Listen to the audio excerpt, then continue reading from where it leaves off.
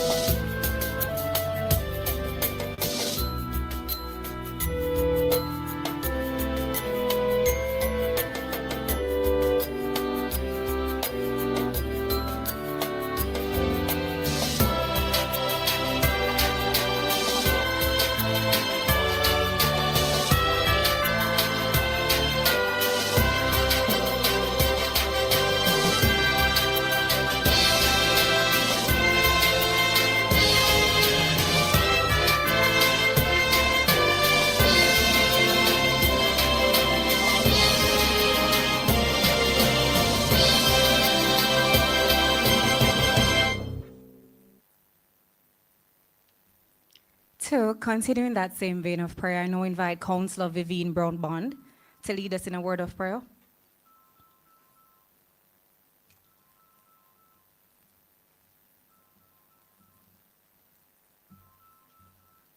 It's the name of the Lord. Bow your heads. Hallelujah. Hallelujah. Father, we bless your name. We honor you. We worship you. We bow down before you. Angels bow before you. Heaven and earth adore you. What a mighty God you are. Father, this evening, Almighty God, we invoke your presence right now, Lord. Because, Lord, nothing we do without you. In you we live, move, and have our very being. And as we enter this meeting, Almighty God, we pray, Almighty God, you will bless each and every one of us. Oh God, we ask you for wisdom, knowledge, and understanding. I pray this evening, Almighty God, that will bless our next Prime Minister in waiting, Comrade Mark Jefferson Golden, without a shadow of doubt. Almighty God, we know, Almighty God, that you will lead us in the right path. I pray, Almighty God, you'll bless the Gensec.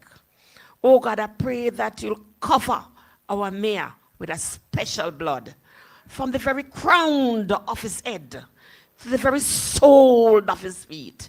Oh God, I pray that we'll touch every MPs, every candidate in waiting, councillors. Lord, If I forget anyone because of human nature, and human tends to forget, I pray that you'll cover each and every one of us here today. Cover us one more time under your blood. If it's not a time that Jamaica land need you, it's now. So Father God, we ask you, ride in, Emmanuel. Ride in. We come against every plan of your old adversary. We bind down every principalities and power. Oh God, we shake the unshakable. We move the unmovable. We stop the unstoppable because you are God. God, I pray that you will continue to bless us as we tell you thanks. In Jesus' name we pray. Amen. Well, I'm happy that the amen was stronger than the good evening, but I will take it. So once again, I'm Councillor Wayne Strawn Nelson. I also serve as the Junior Shadow Minister on Local Government. It is a privilege to open this evening's People's Forum 2025. It's the third stage, as I had mentioned before, and let me just double check that you're paying attention. Under the theme? So I'm just going to pretend that I didn't hear that. Under the theme? Okay. So this forum is not just an event, it is a commitment to ensure that national planning and public policy are informed by the realities, the ideas, and aspirations of the people they are designed to serve. We are especially honored this evening by the President of the People's National Party, the Honorable Mr. Mark Golding. His leadership continues to emphasize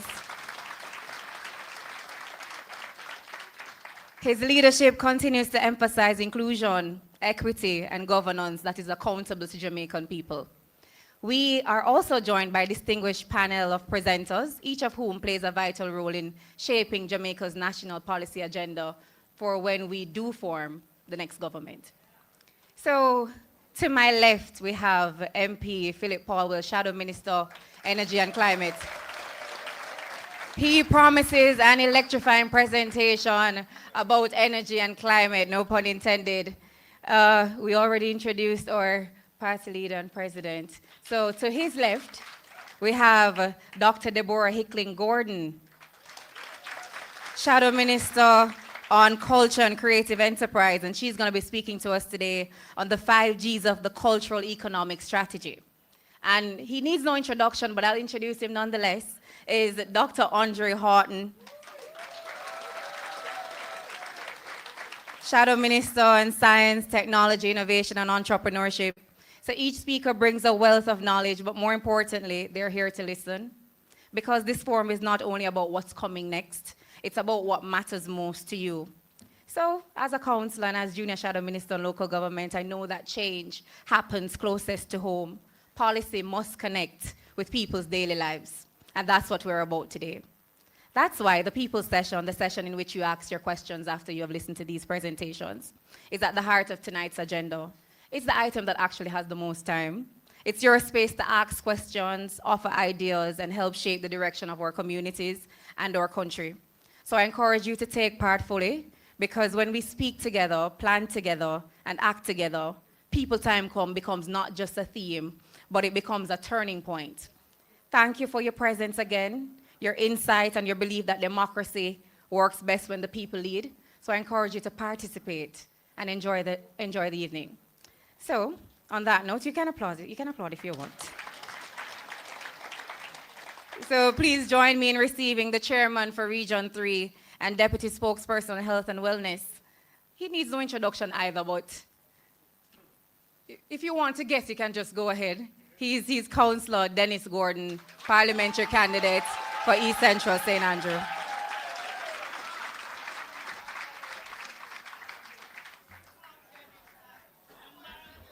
Good afternoon.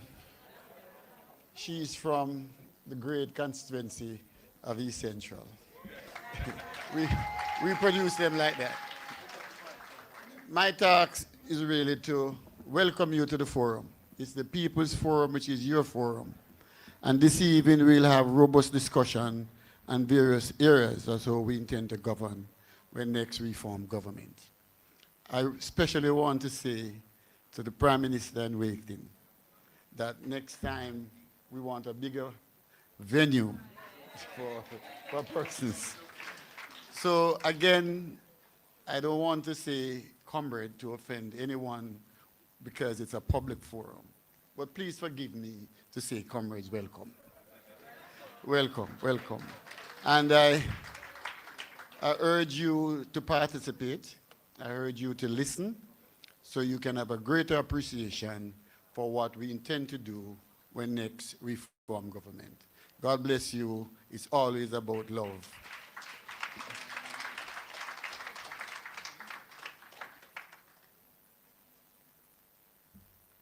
Thank you so very much.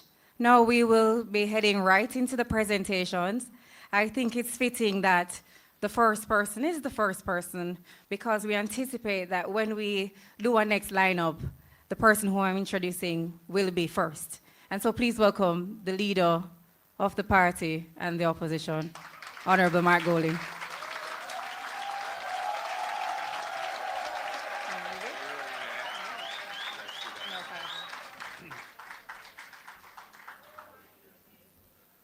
Thank you very much, Councillor Waynette, Strawn Nelson. I know the Strawn, I wasn't so familiar with the Nelson. She's doing so well, though, as our Master of Ceremonies. Yeah, man. Definitely taking it to another level. My colleagues on the platform, ladies and gentlemen, comrades all, it's indeed a pleasure for us to host our fourth in this series of town halls in which we manifest our commitment to the principle of participatory democracy. We value the input, the dialogue, consultation that a forum like this provides for people who are interested in matters of development and matters affecting our beloved island of Jamaica. We are coming together at a time when there are reasons to think that our democracy is under threat. We see manifestations of the arrogance of power concentrated in those who hold it for its own sake. Remarks like, there's no need for an opposition, coming out of the head of government of the country. The idea that they will never surrender Jamaica to the PNP. A repeated comment, actually, by a senior member of the government, a cabinet minister. And then the institutional attacks that are undermining the fabric, the architecture of accountability that has been constructed since independence and was strengthened under the last People's National Party administration when we developed the Integrity Commission legislation and brought it to Parliament. And we see where there have been efforts over the last 2 years to dismantle it or neuter it, undermine its efficacy and its powers. And in the context of the incomplete investigation of the Prime Minister's own personal financial affairs and the whole question of the potential offense of illicit enrichment, where we have seen the appointment of somebody not qualified and somebody who has clearly manifested bias in favor of the Prime Minister in the very matter which the FID, which he has been appointed now to head, has to investigate, is tasked with investigating.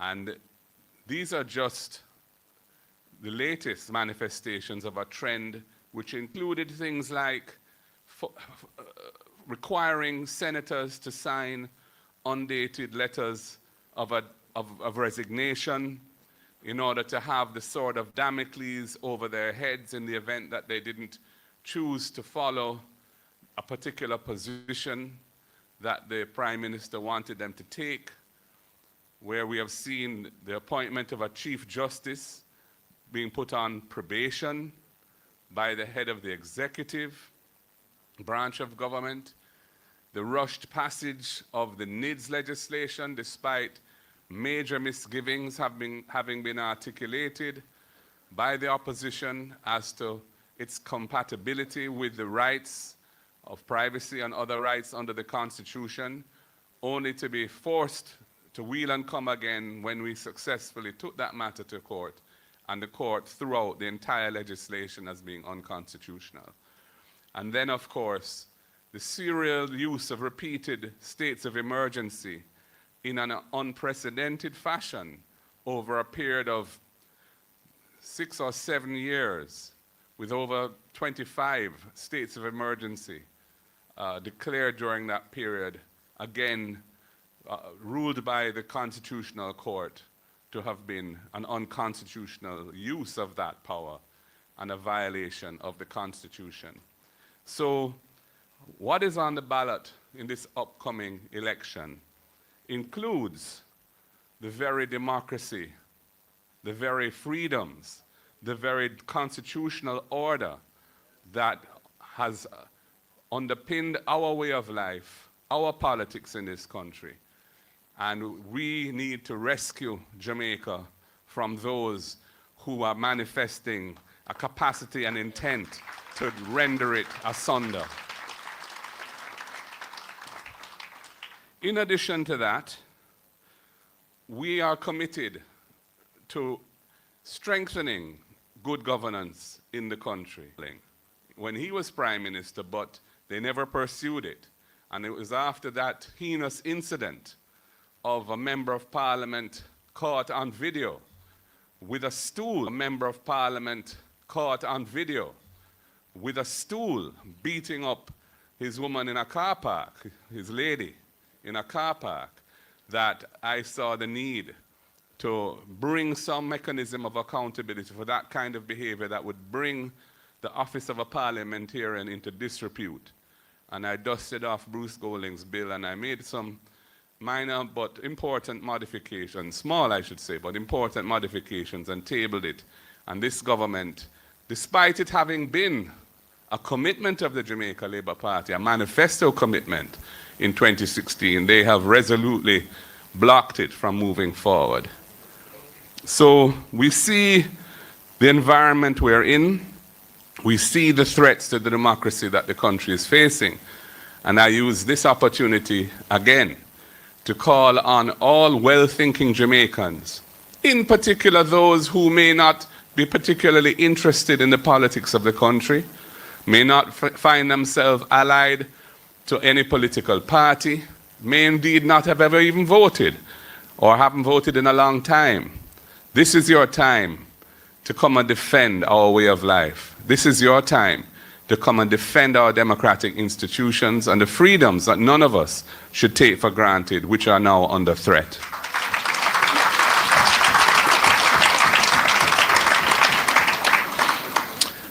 I wanted to just touch on a few of our policy and programmatic commitments that we will be pursuing when we form government, which by all accounts will be soon rather than later. Yeah. We have gone through a decade in which, despite a boom in construction fueled by various economic factors, including the reduction of transfer taxes and stamp duties, the cheaper cost of credit, and the liberalizing of the planning laws around development. We saw a boom in the construction of houses in uptown areas, houses which were selling at prices which ordinary Jamaicans on salaries cannot afford. but there has been almost nothing done to construct affordable homes for the many thousands of Jamaicans who need access to affordable housing. And right now, for many young Jamaicans and many Jamaicans who are in salaried positions, but who find themselves part of the working poor or struggling middle class, find themselves excluded from the possibility of owning a home. The People's National Party has always been committed to providing housing solutions for those who would otherwise not have the opportunity to own their own homes. And if you check our record, it's a strong one, from Harbour View to Mona Heights to Hope Pastures to many other schemes, Greater Portmore and many of the other Portmore communities, and of course Operation Pride, providing a mechanism for the regularization and the bringing of dignity to informal settlements, providing them with infrastructure, organizing them into community organizations, and putting in the titling mechanisms. Unfortunately, although some 50-odd thousand titles were issued, there are several of those schemes which have not been completed, and this government has shown no inclination to complete them. And we are committed to completing them. We are committed to ensuring that they get their titles and the infrastructure to the extent that it's incomplete. And indeed, we are committed to rolling out solutions for informal settlements to bring them into the ownership category in the country so that they can pass on wealth from one generation to the next and move themselves out of poverty into more dignified living conditions. We're also committed to building 50,000 affordable housing units in the first 5 years of the next PNP government. And we'll be... And in order to achieve this great challenge, we will be reverting the purpose of the National Housing Trust to that for which it was created in the 1970s by the illustrious former Prime Minister Michael Joshua Manley, where it becomes an important instrument of social engineering in the country to provide affordable homes to Jamaicans who would otherwise not have the opportunity to own their own homes. For some 12 to 13 years now, $11.4 billion has been taken out of the National Housing Trust each year to help fund the budget. It was originally implemented in order to achieve the targets under a very onerous and critical IMF program, but that was supposed to only last for 4 years. And the government of the day, of which I was part, was criticized heavily by the then opposition for doing this. They even took the matter to court through an affiliate and lost the case. Having come to office in 2016, they proceeded to bring legislation not once but twice to extend this for a further period of time, and it is still going on now. And of course, the impact on the Housing Trust has been significant. We see where the Housing Trust now has to outsource the funding of its loans, other than loans at the very lowest category. It has to outsource its loans to the private lending market and provide a subsidy to the private market for interest rates so that borrowers can get the rates that the NHT publishes. This, of course, is really further denuding the National Housing Trust of its resources, and this has to stop, and we're committed to stopping that so that the NHT can fulfill the mandate for which it was established. And we want to recapitalize the National Housing Trust. Having had all these resources taken from it, we want to recapitalize it with public lands that are suitable for housing, not agricultural lands. And then those lands can be developed, and we plan to provide purchasers with value, with equity in the purchase of houses built on those lands, because we will not include the land value in the price of the house. So the first-time buyers will get the benefit of that land value without paying for it. We are also considering a number of very, I think, attractive proposals to help people become owners in the country. So we have our deposit program for first-time buyers who are members who have contributed to the National Housing Trust for at least 2 years and up to age 35. That's where we have it at the moment.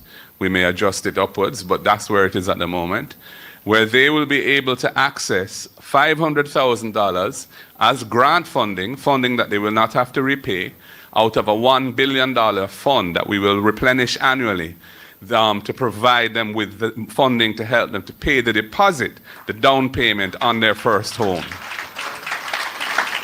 And this is because we are aware that the finding of the money to pay the deposit is one of the burdens that, one of the hurdles that first-time buyers struggle to overcome. And we have decided to provide this mechanism to help them.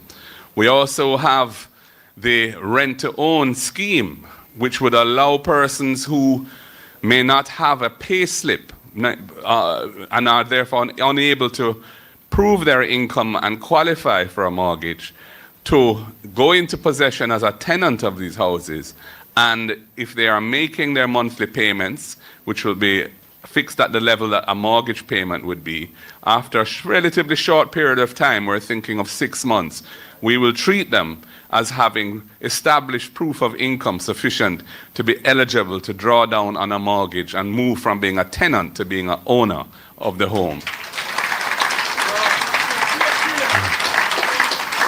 And this will benefit all sorts of persons who are informally employed, self-employed, or employed in firms that are not well established and don't have the administrative arrangements to generate a pay slip for them.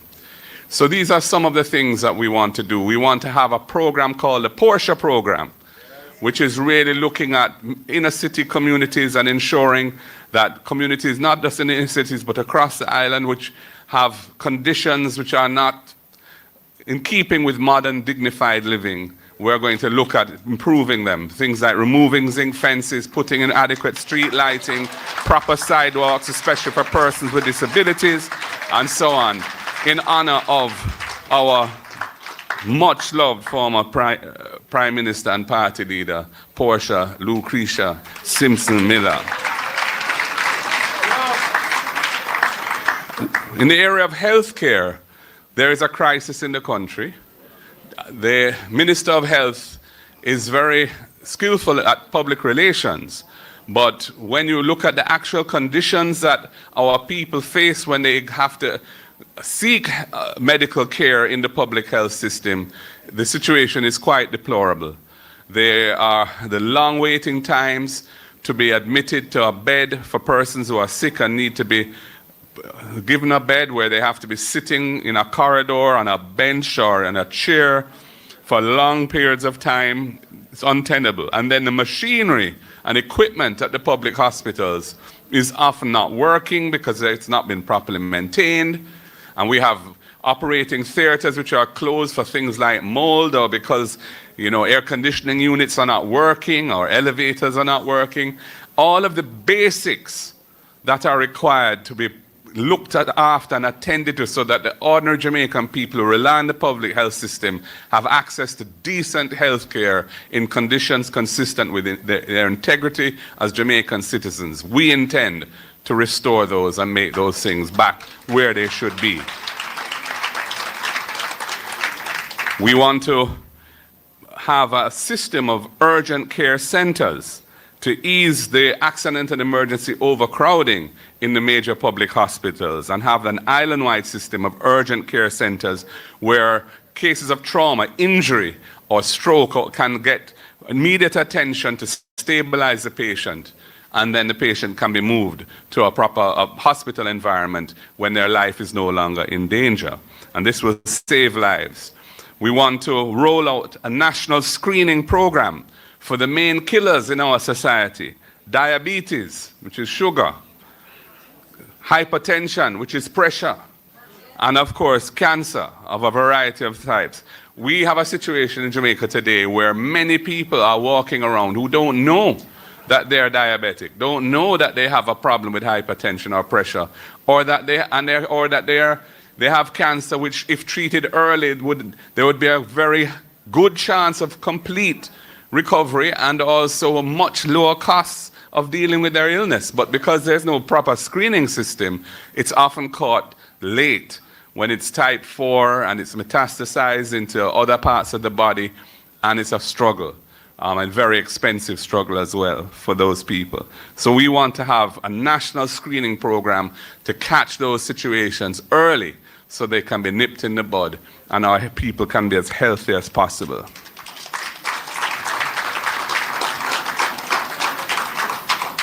As I said here, healthcare is not a photo op. It's a promise, and we will deliver. Yeah.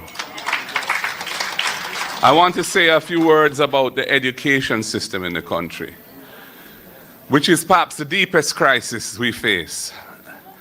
We know the data, the 18% of secondary school age students who end up with 5 subjects, including English and maths, meaning that 82% do not achieve even that basic standard. And we've seen recent reports of a high school in Kingston. I won't even call its name because it is not unique. It is one of many high schools across the country with high levels of illiteracy in the school, 60, 70% illiteracy. We have to deal with this situation. And we're looking, in doing so, we have to focus on early childhood development and primary school education and raise standards. We have to raise standards in those schools where the standards are lagging. And we have to look at the training of our teachers and what it takes to ensure that that happens. And we have to look at the causes of some of this low performance, including absenteeism. And absenteeism is often driven by poverty, by parents or single parents being unable to afford lunch money, or in the case of rural Jamaica in particular, the cost of transportation to and from school for children. Which is why we have developed the EASE program, which will ensure that any child that needs that help will get at least one hot, nutritious meal at school every day that they attend school. And that's at primary and secondary school. We're starting with that, but we intend to also offer breakfast as well as resources become available and the economy improves. And in terms of rural transportation for schoolers, we have the RIDE program where we're starting with a subsidy to subsidize transportation costs for students for up to 20,000 households initially, and we intend to move that number up dramatically as the economy allows us to pay for it. We also want to tackle intergenerational poverty by making it easier for students from lower income families to attend college or university. One aspect of that is reforming the Student Loan Bureau so that some of the fear that people have in borrowing money to invest in their education can be eliminated.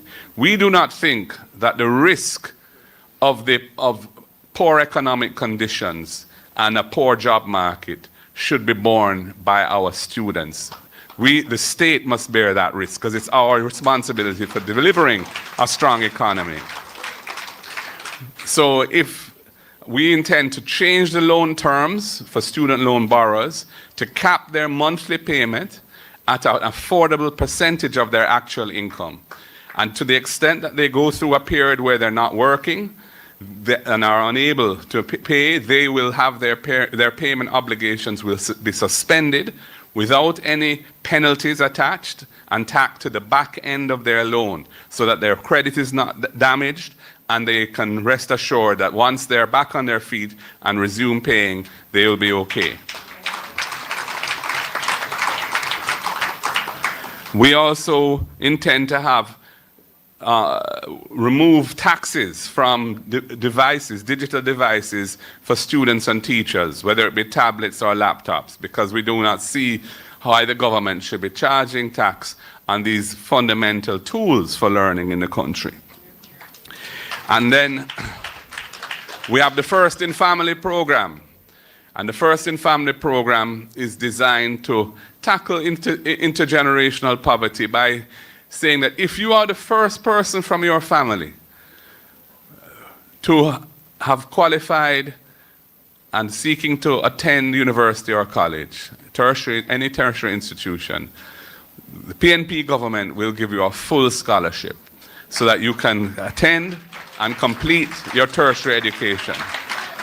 And our idea there is that that student coming from that family will help to raise the standards, the conditions, the prospects of their loved ones and their family, and reduce the risk of poverty transcending from one generation to the next. Education is the antidote to poverty. And we want to encourage our teachers to stay in the Jamaican classrooms. And yes, salaries are an important component of that. And we intend to tackle that as best we can given the fiscal realities. But there are other things that we want to do to show our respect and honor our teachers. We want to, for example, have special arrangements where they are given priority when it comes to housing developed by any public sector agency such as the NHT.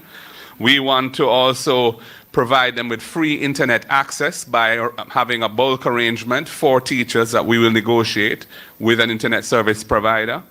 And we want to give them attractive motor vehicle concessions, which increase in value the longer they stay in the system as teachers, and to reduce their student loan debt the longer they stay in the system as teachers by reducing their principal balance for each year of service. And these are some of our package of measures that we have come up with to make staying in the teaching profession more attractive.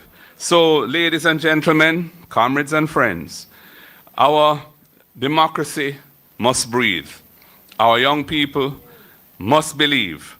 Our families must be able to live, work, and dream in Jamaica again. We are not here to beg for power. We are here to restore the balance, to put people before politics, and to say Jamaica deserves better. We are here to rescue Jamaica. Time come.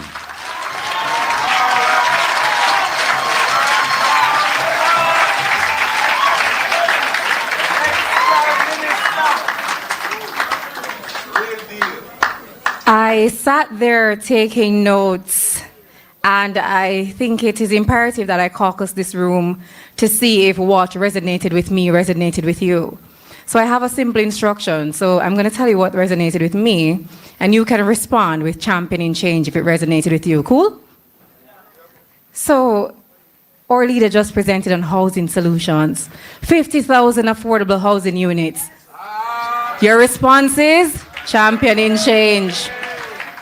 We spoke about recapitalizing the NHT, and 1 second, you're early. And reverting the NHT back to its original mandate. The People's National Party is?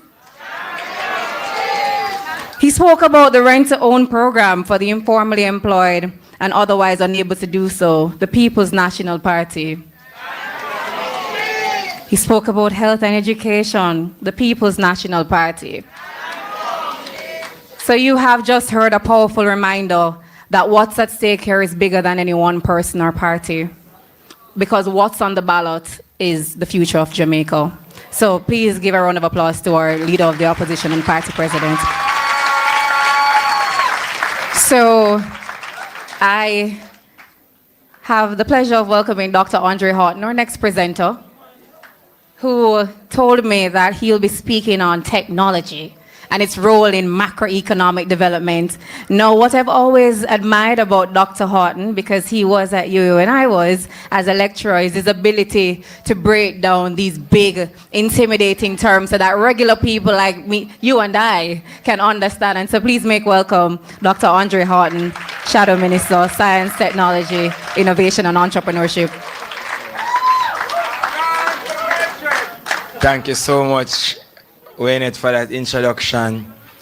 Comrades on the platform, comrade leader, my other colleagues, PNP at heart, welcome.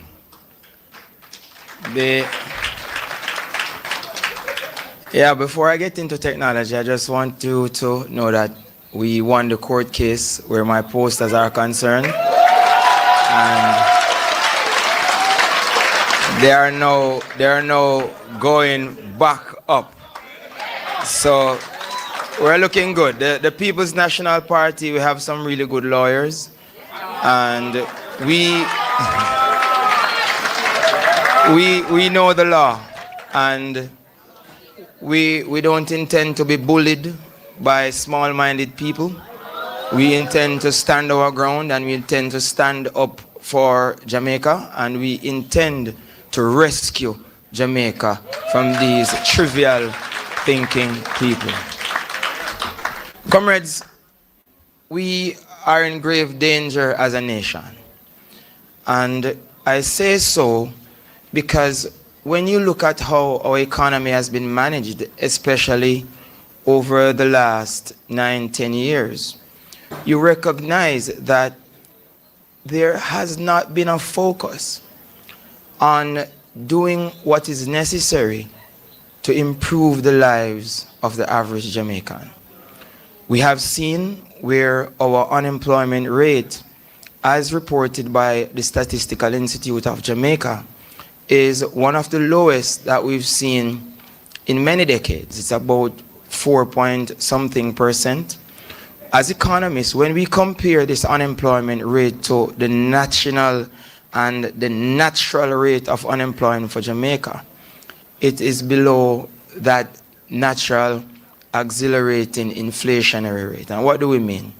The unemployment rate is very low. However, if you scrutinize the numbers, you would realize that gross domestic product, which is GDP, the amount of people being employed on an annual basis, has increased, but the amount of goods that we're producing has remained the same. Now, in economics, we differentiate between what we call the intensive and the extensive margin. The extensive margin is when you hire more people and these people produce more goods. The intensive margin is when you use the existing amount of people to produce more goods. Now, Jamaica has exhausted what we call the extensive margin because, as you realize, most of the people are employed. And if most of the people are employed and we are still producing the same, it means that we cannot add more people to the production process through the extensive margin. Now, what this means is that we need the people who are currently working to produce more via the intensive margin. And this intensive margin is considered to be an increase in your productivity that increases your output. And the number one factor that contributes to the increase in the extensive margin is technology.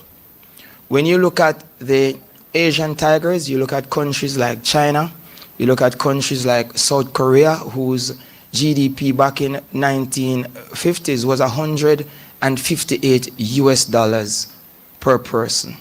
Today, South Korea's GDP per capita is over $34,000 per person. And how were they able to accomplish this? You look at Singapore, it tells a similar story. A country being dissected from their motherland, the Philippines, and they themselves had to make some really important choices to improve the lives of their people. Among those choices was one, they made a pledge to retain the youngest and the brightest.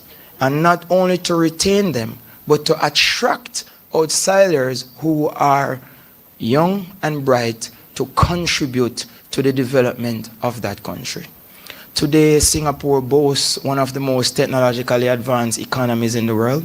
And sometimes when we juxtapose the Jamaican scenario with